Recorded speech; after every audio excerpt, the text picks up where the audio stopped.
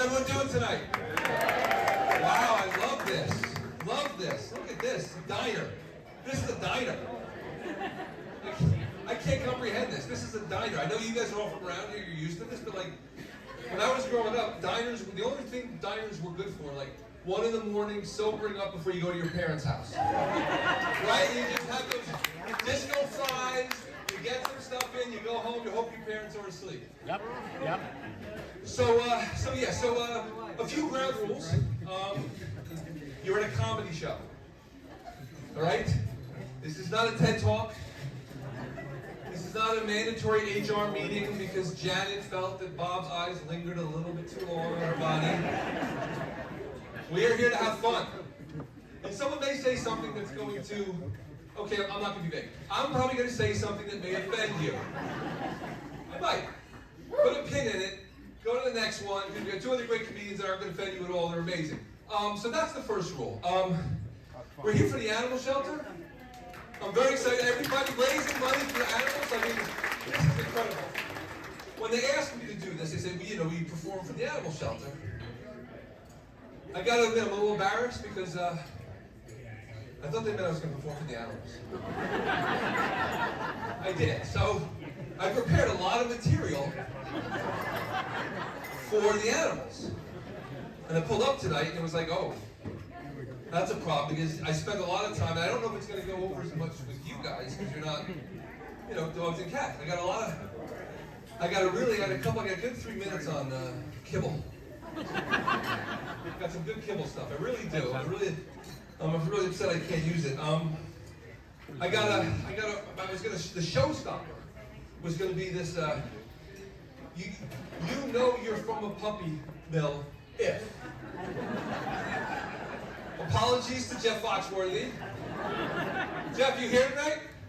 All right. So it was funny. It goes over big. Like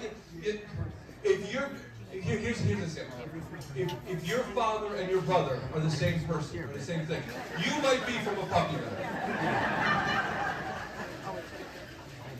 Or if your owner wears 6-inch heels all the time, keeps you in a little purse like you're an accessory, and has a little bow on your head, you might be from a puppy mill. If you spend your entire life in a cage the size of a shoebox, you might be from a puppy mill. Oh, Janet, I found the line. Right there. And again, I understand. Remember, I wrote these for animals. I wrote these for the animals. Dogs, believe it or not, have a very dark sense of humor, especially the German Shepherds. So I got nothing prepared, so I guess I'll just wing it. I'll tell you sort of what's going on in my life. My mom died recently. Sorry. I'm just keeping it light tonight. I appreciate your sentiments, I do. I mean, it's hard. I mean, she was 84, she had a really good life, but enough was enough. I mean, just come on, she was wearing out her welcome. No, I'm just saying, she really did. I kid my mom, because she's dead now and she can't hit me. But losing a parent is hard. I really, I appreciate your sentiments. Losing a parent's hard. You know what's harder I'm finding? Is now having to navigate my dad's newfound bachelorhood. I guess is what's happening right now.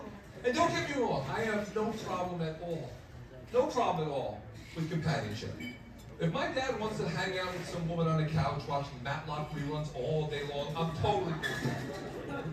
But see, that's not what's happening here, guys. Not at all. So, so my mom died, my dad was understandably depressed, and he was lonely, and, he would call every day, he was getting a little better. And one day he called me up, he's like, hey, Kyle, how you doing? Hey, Dad, how's it? His wife, I don't care. Hey, Dad, how you doing today?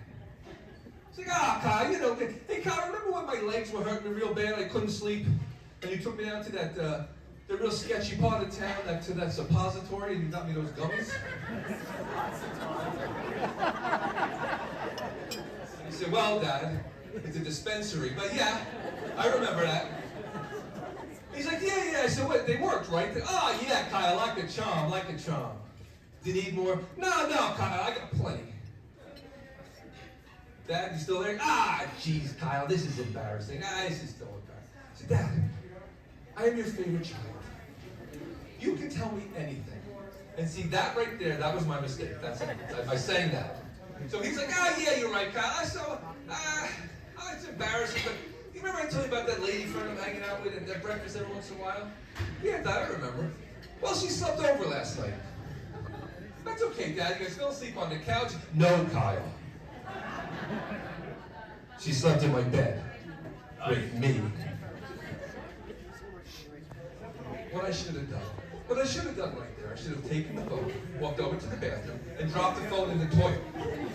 Because if I had done that, I wouldn't have heard the next sentence that came out of his mouth, which is tattooed in my brain forever. He's like, Kyle, it was, I wasn't able to perform. I'm like, perform? Are those two put together some kind of act I'm not aware of? Is there going to be like an email from the nursing home that there's like a talent show that I'm going to be invited to? So he's going, and now he's going full throttle. And why not? Because this asshole said, you could tell me anything, Dad. So he's like, yeah, so Kyle, I don't think it's okay though, because I don't think she was too mad because she said I made her feel good with all the other things I did to her. Correct response. And I'm thinking, all the other things? This guy takes 10 minutes to get up off the couch. And suddenly, it's like 50 Shades of Grey over at Shaky Pines. Jesus. So I blacked out. I came to, and my dad was asking me if I will get him some Viagra. I said, Dad, I love you. I do. I love you very much. I will get you all the gummies your legs need. Hell, I will go and I will see that guy who hangs out underneath the overpass, and I will score you as much crystal meth that would make Walter White jealous. But I am never, ever, ever getting my father penis pills. So I got my dad penis pills. What am I going to do? He's only got a few more years left. Let him have some fun.